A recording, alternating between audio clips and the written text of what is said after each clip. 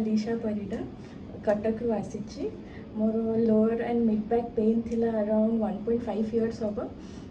जोटा कि कम भी नाला मु फिजियोथेरापी भी आगु नहीं बाद भी कमिला ना देन इंस्टाग्राम रे थरे गोटे वीडियो देखी असिमजीत सर मो भौणी पठेता जोटा तापर मुझे आसिली अराउंड 10 सेशंस नहीं सारे मोर पेन सेकेंड सेशन रू ही प्राय 60-70% कमी जाइए एबे पेन पखापाखि 90% कमी ही गलानी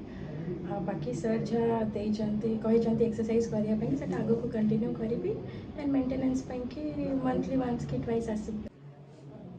thank you to Asimjit sir and divine physiotherapy habilitation centre जो कि मो पेन पूरा कमी गला एंड मु चाहे कि आपण मैंने भी एठिके आसतु बहुत ही भल clinic and very homely environment आपण आसिकी आपण ट्रीटमेंट ये करूँ।